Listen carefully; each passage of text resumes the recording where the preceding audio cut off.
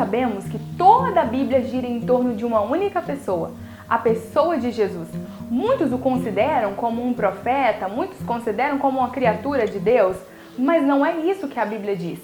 Na Bíblia, nós temos 66 livros e 4 deles especificamente falam sobre o nascimento, a vida, a morte e a ressurreição de Jesus. Eles são os evangelhos, Mateus, Marcos, Lucas e João. Um evangelho em específico, ele não começa falando da vida de Jesus a partir do seu nascimento, mas João recebe uma notícia extraordinária e ele compartilha conosco no primeiro capítulo do seu evangelho.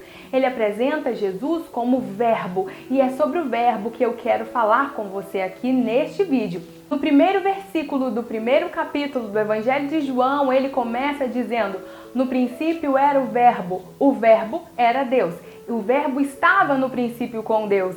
Todas as coisas foram feitas por ele, e sem ele, nada daquilo que foi feito se fez. João apresenta Jesus como verbo. Quando eu penso em verbo, em outras traduções, você vai ver palavra com P maiúsculo, mas quando eu penso em verbo, eu penso em algo que indica ação. Desde o começo da humanidade, Deus decidiu se revelar ao homem porque Deus quer se relacionar com o homem. E é impossível você se relacionar com alguém sem conhecer. Muitas pessoas querem se relacionar com Deus, mas não fazem o mínimo para conhecer sobre Deus. Como você vai se relacionar com alguém a quem você não conhece, com quem você nunca teve um diálogo concreto? É impossível. E Deus, ele sabe dessa dificuldade nos seres humanos e ele resolveu se relacionar com os homens. Para isso, Deus se usa de diversas maneiras. Você vê a presença de Deus na criação porque a Bíblia diz que os céus manifestam a glória de Deus e o firmamento anuncia uma obra das suas mãos. Veja bem, Deus agora começa a escolher um povo, a escolher pessoas e se manifestar de diversas maneiras. Essas manifestações de Deus acontecem de maneira gradual e progressiva e elas estão lá no Antigo Testamento. Veja Deus aparecendo para Abraão e dizendo: Abraão, olha as estrelas do céu. Vejam os ouvidos de Abraão conhecendo Deus. Veja agora os olhos de Moisés conhecendo e contemplando uma sarça que pegava fogo, mas não se consumia. Ele estava conhecendo Deus. Veja o poder e o juízo de Deus nas 10 pragas do Egito. Veja o sopro de Deus no Mar Vermelho. Veja a voz de Deus através das vozes dos profetas do Antigo Testamento. É Deus se manifestando ao homem. É Deus falando para o homem: vinde a mim, conheçam-me, façam que os seus ouvidos ouçam a minha voz e que os olhos de vocês me vejam. Veja a graça de Deus sendo manifestada cada vez que um cordeiro morria lá no tabernáculo para que os pecados dos homens fossem encobertos.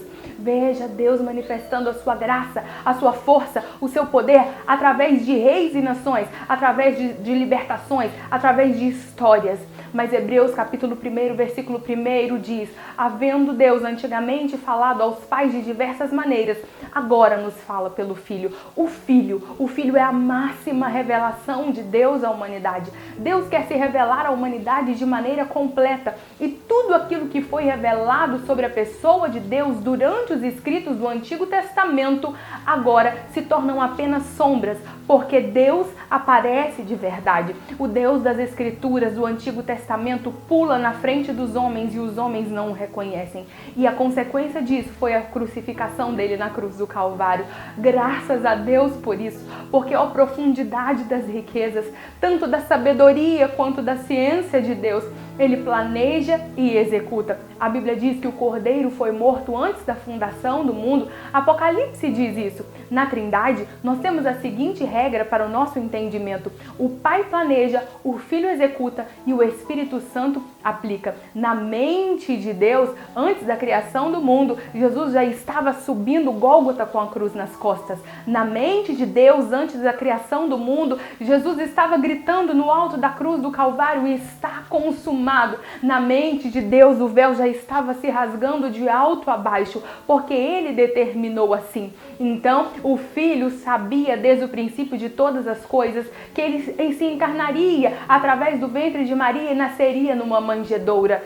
de Gênesis 3,15, Deus já começa a demonstrar essa graça ao falar para Adão e Eva que da semente da mulher nasceria um que esmagaria a cabeça da serpente. Agora, a voz de Deus ecoa por séculos e por milhares de anos. E a voz de Deus agora está presente no choro, num bebezinho na manjedoura lá em Belém. Quem olha para aquele bebê simplesmente começa a registrar o seu nascimento, reconhecendo que ele é verdadeiramente o Deus encarnado. Mas João recebe uma revelação além. Ele entende que antes da manjedoura existia um princípio para a humanidade. E antes do princípio da humanidade, o verbo de Deus, Jesus, já é. Veja bem, João inicia o seu evangelho dizendo: no princípio era o verbo e o verbo era Deus. Que princípio é esse? Princípio é o ponto de partida de alguma coisa.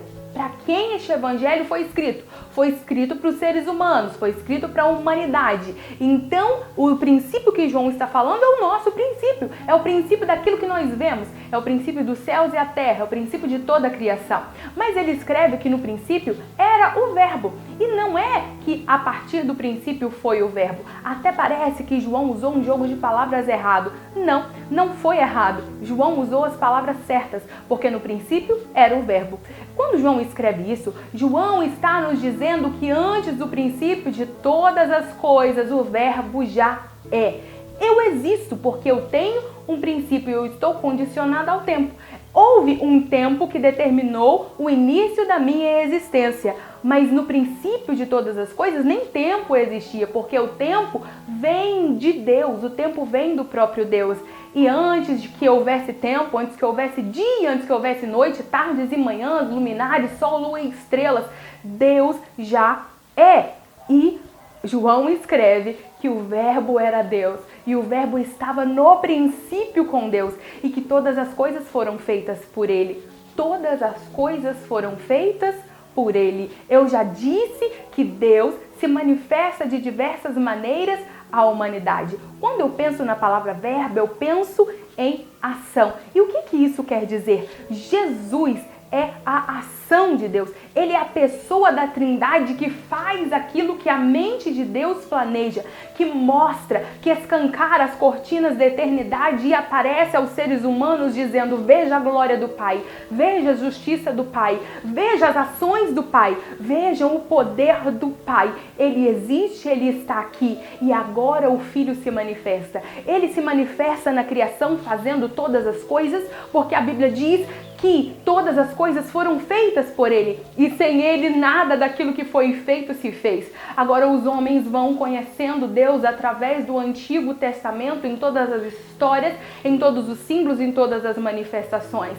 Mas agora na manjedoura de Belém, o verbo toma forma de gente e João entende que aquele bebezinho não teve o início ali na manjedoura e muito menos no ventre de Maria. Aquele bebezinho já estava executado na mente de Deus, mas algo dentro daquele bebezinho, existe uma outra pessoa, uma pessoa divina, e essa pessoa divina não foi criada, essa pessoa divina não tem o princípio, essa pessoa divina não tem uma hora de nascimento, porque ele sempre foi, e agora ele está ali, junto com aquele bebê na manjedoura. Jesus é Deus, Jesus é uma pessoa que tem duas naturezas, a natureza humana e a natureza divina. No princípio era o verbo. Jesus é o verbo de Deus. Jesus é a ação consumada de Deus. Jesus é a clara demonstração e Jesus é a clara revelação de Deus a nós. Esse é Jesus. É a graça.